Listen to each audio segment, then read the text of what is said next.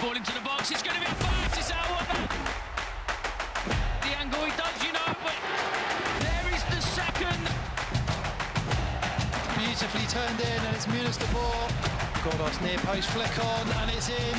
Dangerous, lashed across, another back post, it's turned in. Taken really, really well. Near post, and it's flicked on.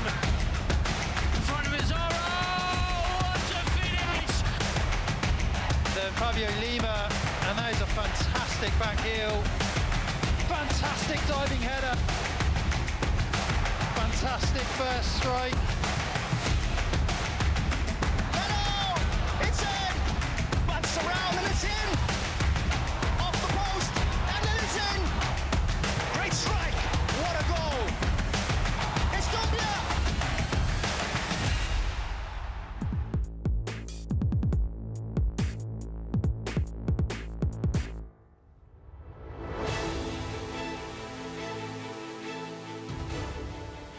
Hello everyone and welcome to Final Score, your guide to everything that's happening in the UAE top tier of football this week. Match week 23 of the ADNOC Pro League. Some big results, some big matches, and perhaps we're now starting to get a bit of a clearer picture of how things are going to look by the end of the season. Perhaps.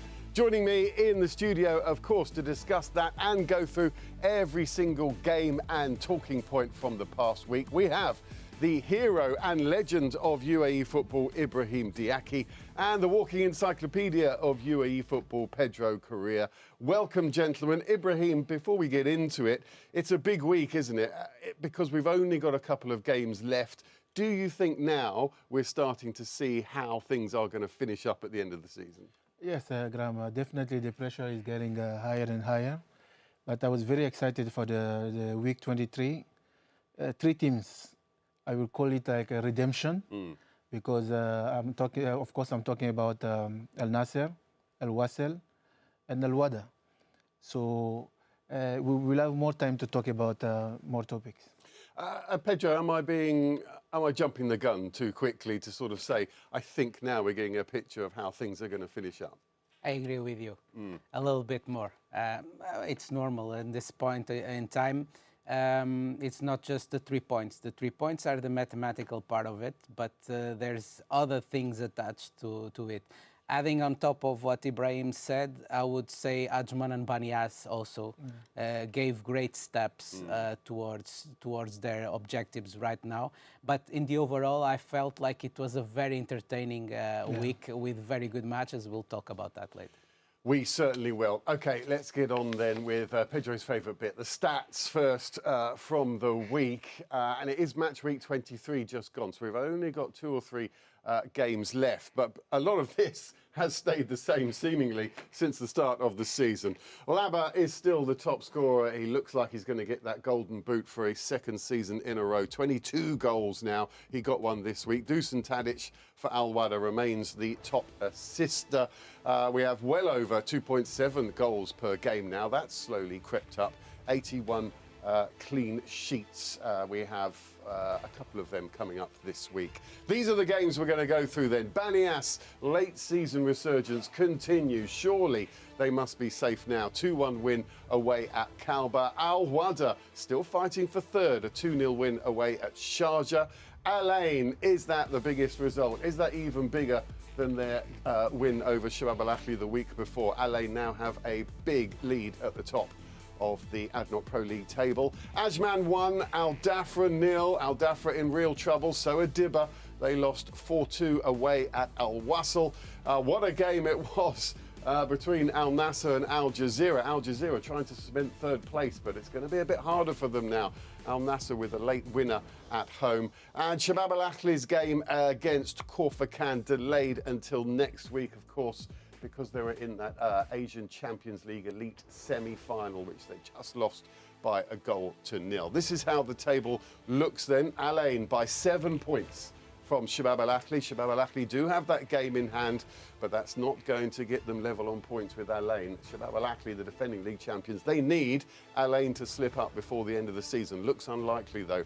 Al Jazeera are still fourth, but it's only by a point now from Al Wasl and Al Wahda. Al Nassr creep up to 6th, Ajman in 7th. I feel like Ajman have been there the entire season.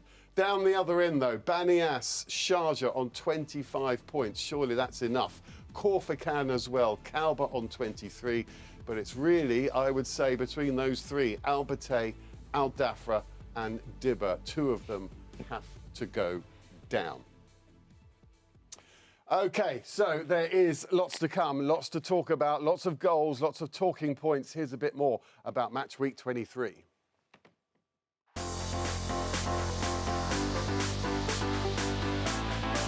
The ADNOC Pro League has only a handful of rounds left, which means every result has huge repercussions. Al Wahda are 4th and a point off 3rd after a 2-0 win at Sharjah. Canedo and Gandipur got the goals in either half, and both clubs now have the same record of just 1 league win in their last 5 games. The late-season resurgence of Baniyas continued with a win against Kalba, which surely ensures their league survival. After spending much of the season at the bottom of the table, this 2-1 win puts them 7th. Kalba slipped to 11th. But Al Ain's potentially all-conquering season continued. They have both the ADIB Cup final and the President's Cup final ahead next month, but they also remain unbeaten in the league as well. They now have a 7-point lead at the top of the table after they beat Al Batay 2-0 away. Al Dhafra stay second from bottom after Ajman beat them by 1-0. Walid Azaro got his 8th of the season and gave his side a much-needed 3 points that puts them in 7th. Dibba stay bottom, but only 2 points from safety. Al Wasl got a 2nd win in a row, beating them 4-2, and they now sit 4th in the 3-way race for 3rd place, along with Al Jazeera and Al Wahda. But Al Jazeera found themselves in an epic against Al Nassr. 2 goals from Jazeera's Mello were cancelled out by Lima and former Jazeera striker Ramon Mires. Doumbia put Al Nassr ahead inside the last 10 minutes, and it ended 3-2 to the Dubai club.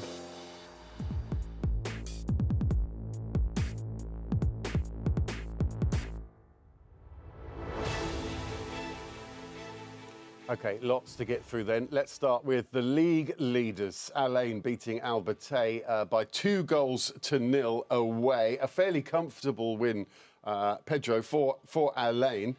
And I kind of alluded to it in the introduction there. This is possibly a more difficult game for them than the one against Shabab Al Ahly, because Shabab Al Ahly, they knew the importance.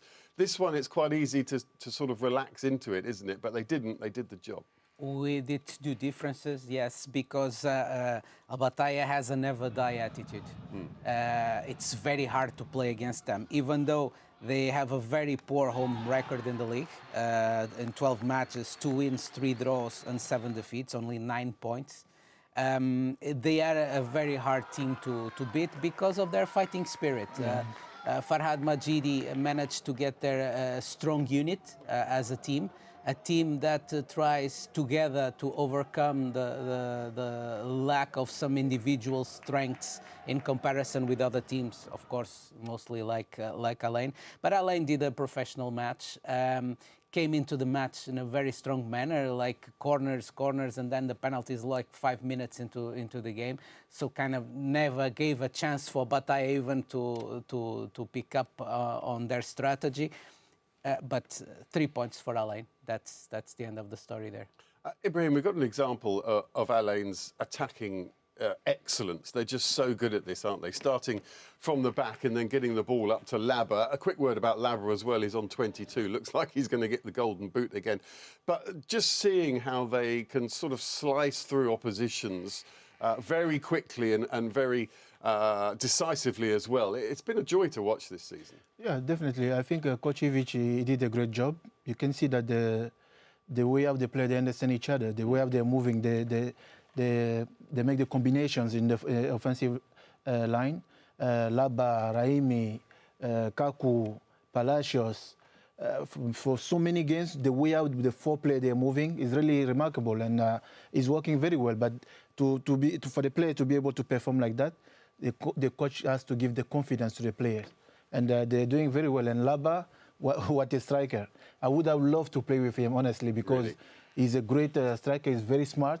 He knows how to come sometime in the midfield, play, and then run back again in the front line. What a striker. I think Labra would have liked to play with you. I think it's that way around. Pedro, talking about Alain, you're the stats man. They've got so much that they can win this season domestically. They are in with a shout of doing everything this season, including being invincible as well. Regardless of that, a big team like Alain, more than winning, because you cannot win all the time, even though they are the most decorated club in the country. It's about competing as much as possible. It's what Shabab Al Ahly has been doing over the last few seasons. And it's what Alain, historically, as a club, needs to do also. And they are doing this season. So we don't know. The league is going in a very good direction for them. And I credit them as favourites to win both cups. But still, it's not done. Regardless of that, they are in the decisions. They are competing until the end. And that is the most important thing for a club like Alain. Of course, they want to win. You cannot win all the time. Collectively, they improved a lot. The defensive record, I think it's the key factor for this improvement, because the defensive performance is much, much better than in previous seasons.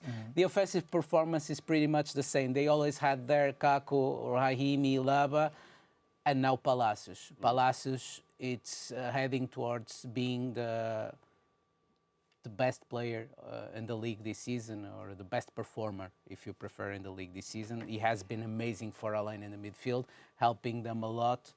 Being very consistent in top-notch performances.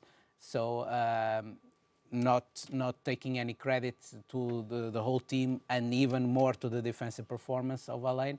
Palacios has been amazing. And it wasn't an easy game for Alain. If you see the statistic, 58.8 for Alain, ball possession, and 41.2 for Bataya. So you can see that the Bataya, they put the resistance there. They had a great game.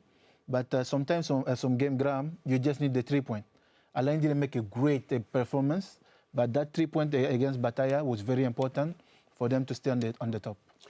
So Alain absolutely flying. They've got that big lead in the league. They are in both the cup finals as well. The first one, the ADIB Cup final against Al Wahda next Friday. We will have live coverage of that for you right here on Abu Dhabi Sports. Let's move on then, because if there is sort of one question still about this season, it's now third place, which we thought a couple of weeks ago Al Jazeera were trying to sew it up, but not now. They are third by just a point, because they were in a real tussle with Al Nassr. Al Nassr winning 3-2. It's not unexpected, is it, really? Because Al Nassr have been so hard to beat this season. But for Al Jazeera, this is really damaging for their third place aspirations. Very, very entertaining game. I watched it I enjoyed it from the beginning till the end. And I think in the first half, Jazeera was in charge. They were controlling the game. Great ball possession, great a solid team. But in the second half, I don't know what the coach said to the player of Al Nassr. We saw a different Al Nassr completely. They changed the dynamic, the rhythm of the game. And of course, that's the reason they got the 3 point. And some mistake can happen. If you remember, I said this is the last round of the ADNOC Pro League. So some mistake will cost you. If you see the third goal, of course, okay, the defender, he made a mistake and he fell on the ground. But it's very important to stay focused from the first minute till the end. Otherwise, it will cost you the point. They're such a difficult team to beat, aren't they, Al Nassr? They've 10 draws, more than any other side in the league. Perhaps haven't got the wins that they wanted. They want to convert a lot of those draws to wins. But the manager this season has done a wonderful job with them, with consistency, which is something that hasn't been Al Nassr's strength before. But the manager, who is our manager of the week, of course, Slaviša Jokanović, he's really injected a bit of stability into Al Nassr, hasn't he? Yes, also the winter transfer window helped a little bit, because one of the problems Al Nassr had from the start of the league was the defensive part. And they brought some defenders in the winter transfer window. They started defending better, also with the help of Issam Fayez coming in from Ajman. So their winter transfer window was good, and it helped. Alongside with that, yes, the coach read the game very well, because in the first half, Jazeera Al Nassr could not deal with the fact that Jazeera was activating a lot Rabi on the right side, and he was going forward, and Touré was not tracking him back, and they had problems dealing with him a lot. Then in the second half, with the changes, with Kevin Agudelo coming on for Al Nassr, opening wide on the right, and Mahdi Gaidi playing him more on the middle, the game got a little bit broken, and that went in favor of Al Nassr. Al Nassr started the second half in an amazing way. Like in 5 minutes, they came back, and Jazeera was puzzled. Jazeera was a little bit puzzled, but credits to Al Nassr. Congratulations to coach Slavisa Jokanovic. It was a very entertaining match. It was a good promotion to the ADNOC Pro League. So that defeat for Al Jazeera does leave them in third on 40 points, but they are just 1 point now ahead of Al Wahda and Al Wasl. Al Wasl got a 4-2 win to make Dibba's life at the bottom of the league even tougher. But for Al Wasl, who are trying to finish third, this was great for them because they've had an up and down season, to say the least. So if they can now have some positivity and chase this third place, that'll be a bit of a win for them this season, won't it? Yes, a bit. A good match in general for Al Wasl. A very beautiful goal by Fabio Lima. We are watching here. A very beautiful finish. He had a brace in the match. But it was a little bit the same ups and downs you just mentioned, and the same goods and bads that Al Wasl had throughout the season. Good on the ball, a team that creates many chances, shots on target. Is not as efficient as should be offensively, because otherwise the numbers would be even bigger. But then in the defensive transition, still Al Wasl needs to improve a lot for the next season if they want to do better. As for the third position, and as we say a lot in the ADNOC Pro League, we cannot predict anything. And it's the most interesting race right now. It's the closest race, at least. You know, when I use the word redemption, with the later performances of Al Wasl, that game was completely different. This is the Al Wasl that we know. The 4 goals, the way how they scored it with such fashion. The quality was there. It was very well constructed, and this is the Al Wasl that we want. Yeah. The ball position was great, and the three line, the organization was done perfectly, and you can see that Coach Rui is trying something there, because it's not easy to play against Dibba. We saw against Al Jazeera, even when they lost, the performance they did there, and coming against Al Wasl, I think Al Wasl did the right game, and it was really nice to see. Look at the way they scored the goal. You can see the confidence also came back. Look at the goal of Fabio Lima. Yeah. So hopefully they will continue like that. They have a huge amount of possession in average in their games, beyond 60%. This match was 70%. But that is also part of the game, as Ibrahim was saying. It's part of the game of Dibba. Dibba is poisonous in the counter-attack.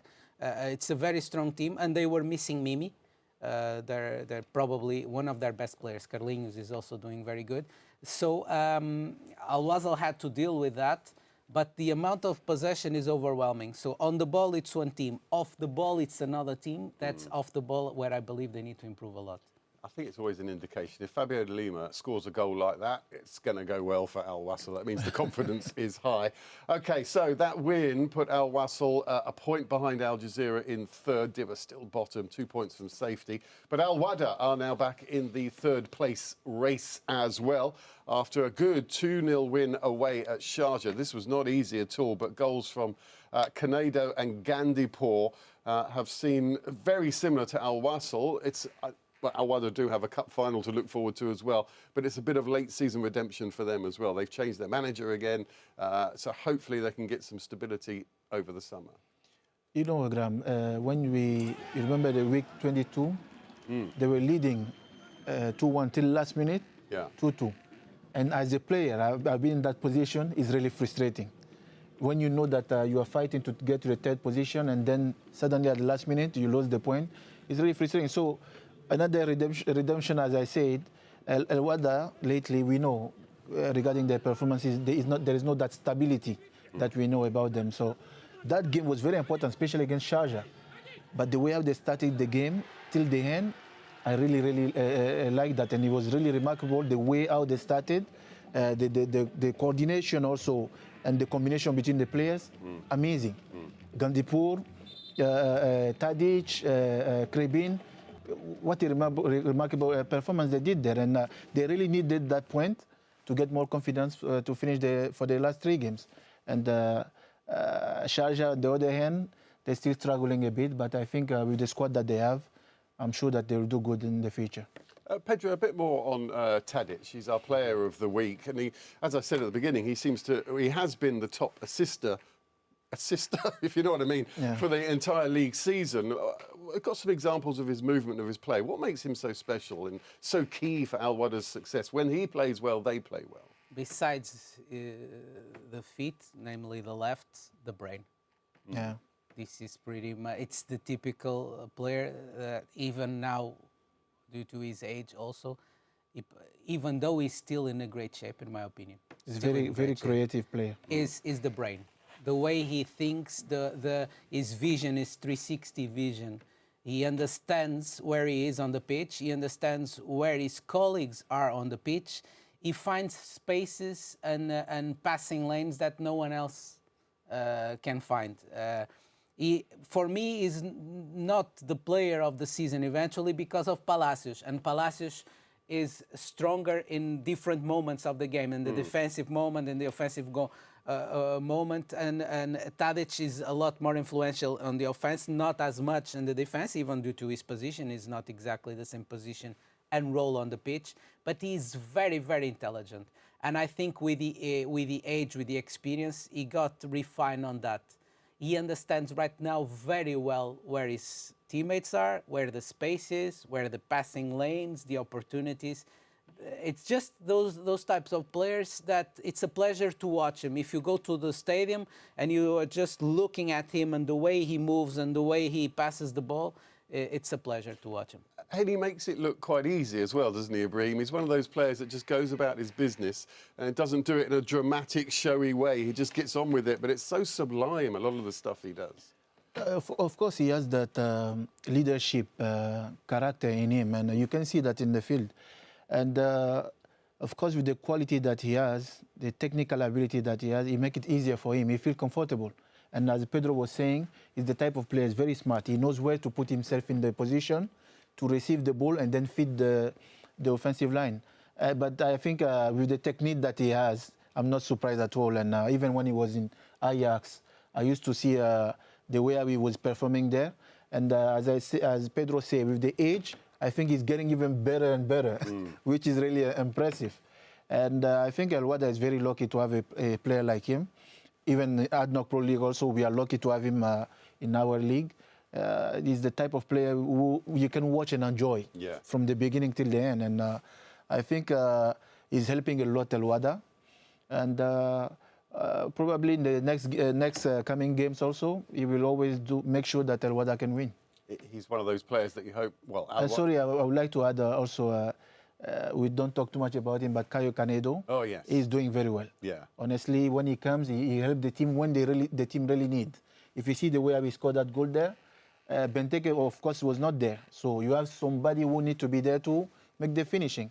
And Caio, every time when he come in, he make the difference. And I really appreciate that. Yeah, Caio, so much experience in the UAE top division, and everywhere he goes, he delivers, doesn't he? He's always delivered and gives 100%. And yeah, Tadic as well. You hope that Al Wahda can hang on to both of those players over the summer. OK, let's move on to Baniyas, who looked like for much of the season they were going to be in a relegation battle, but it looks to me, anyway, I think they've pulled clear enough. They got another win, a 2-1 win away at Calba that puts them right in the middle of the table, well, in 8th position anyway, on 25 points, 6 points above the relegation zone. Mathematically, it's not there, Pedro, but they're fine now, aren't they? In comparison with the beginning of the season, they are more than fine now. In the beginning of the season, we talked here a lot about Baniyas and how disappointed we were about Baniyas due to the fact that he's a team with lots of presences in the ADNOC Pro League. We are used to see them in the ADNOC Pro League. A middle-class team, let us say, that many times steals points from the big teams and does good matches. This match was a do or die for both. Whomever would come out of this match with the 3 points would be very close to salvation, and in this case was Baniyas.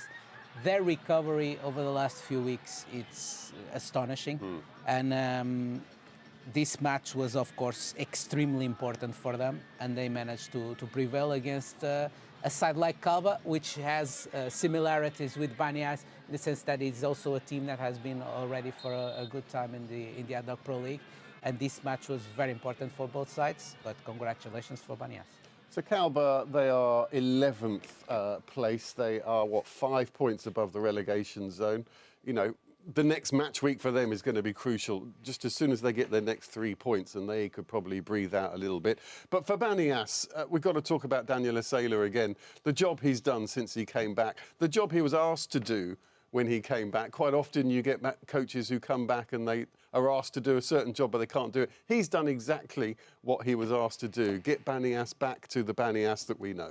Yeah, as we said before, it looked like he has the magic potion for Baniyas. And since he came back, we could see a slight change in the way of the performance of Baniyas.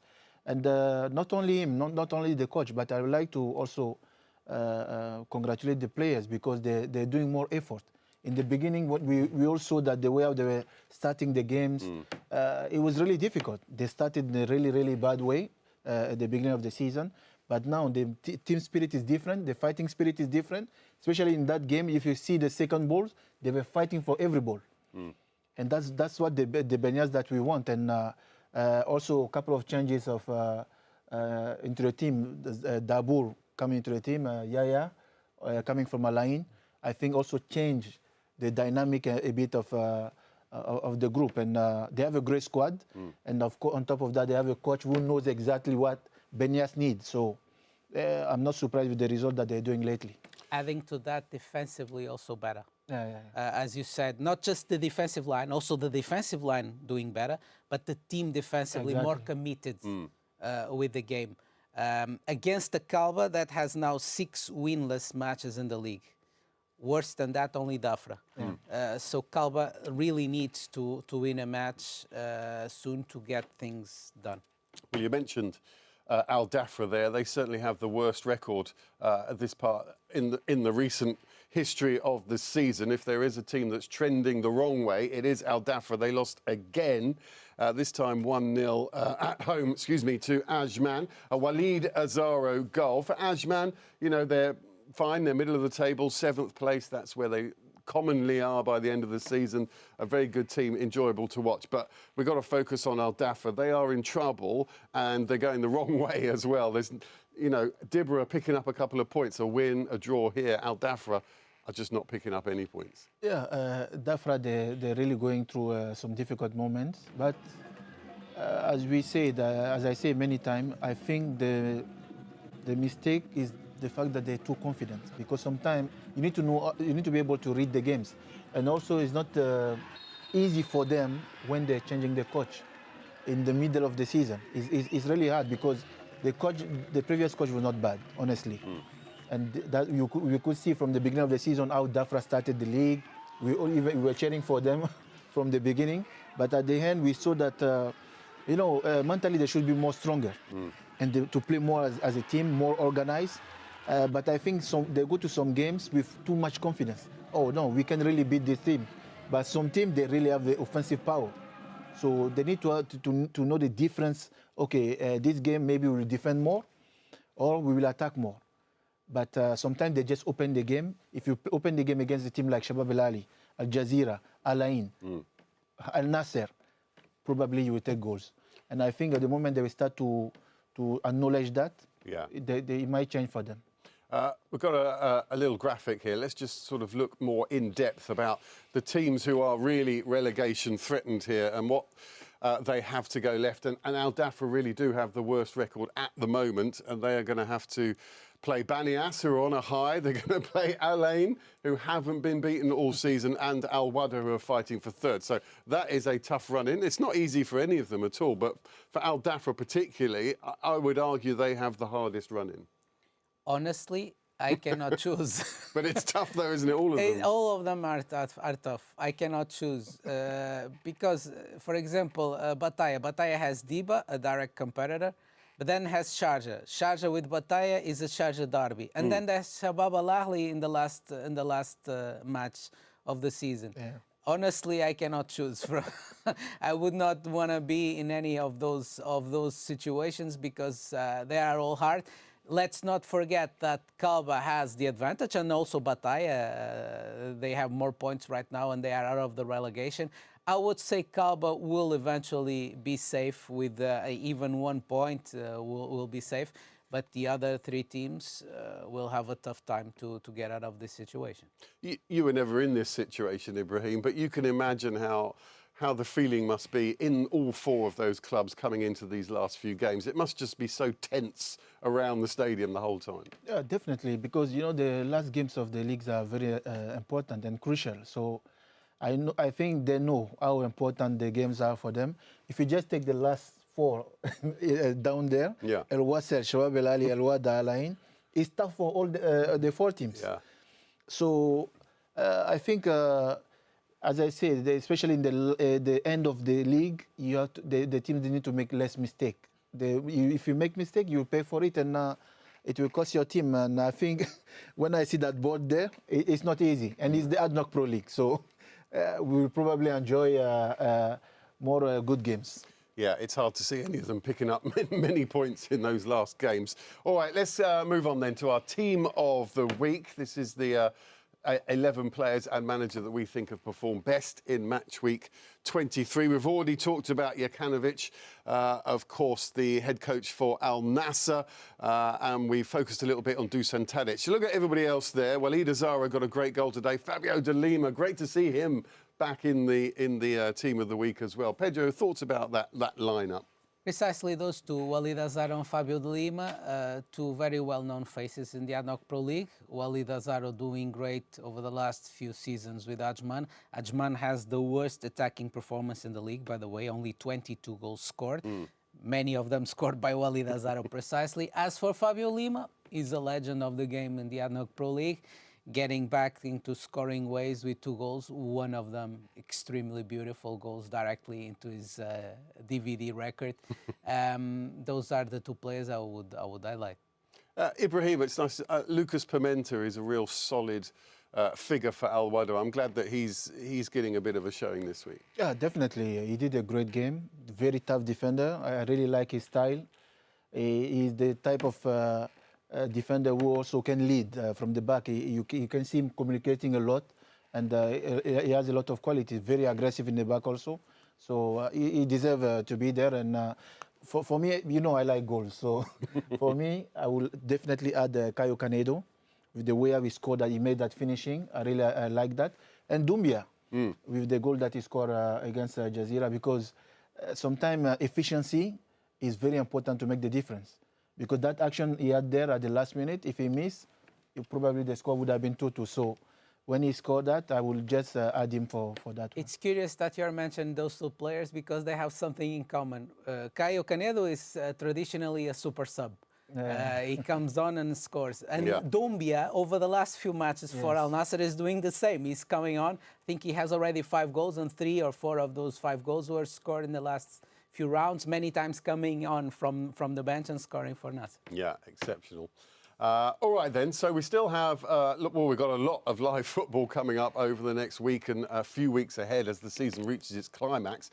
Our match of the week is going to be on Wednesday, which is the postponed match, Shabab Al Ahly and Korfakan. Shabab Al Ahly, of course, were in Asian Champions League elite action, unfortunately knocked out at the semi-final stage last week. So that game is going to be played on Wednesday, and that is huge for Shabab Al Ahly. They just simply have to win if they are going to defend this league title successfully.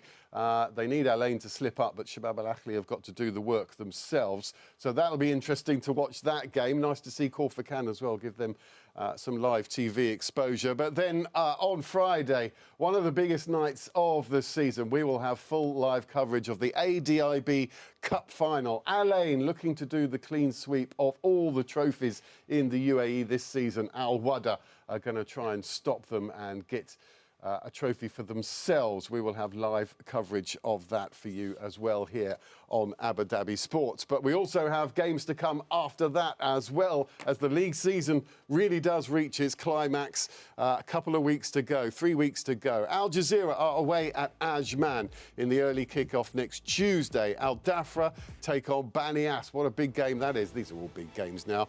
Dibba against Al Batay. Wow. That's going to be something to watch as well. And Corfacan, after they play that game against Shabab Al Ahly, they will be away against Kauba. Those games are next Tuesday.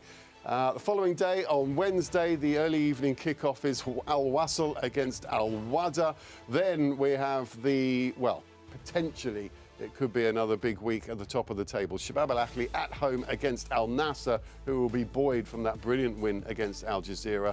But at the same time, Al Ain will be kicking off away at Sharjah. Great games to look forward to. It sounds a bit ridiculous to say it's very exciting, but it is. We still don't really know who's going to win the league. We still don't really know who's going to finish third. We certainly don't know who's going to be relegated as well. Lots to look forward to. You can join us on the journey over the next few weeks. That's it from Final Score. Ibrahim, thank you very much. Thank you. Pedro, thank you very much. We shall see you both on Wednesday for some live football and the Cup final on Friday as well. But for now, from everybody here at Abu Dhabi Sports, good night.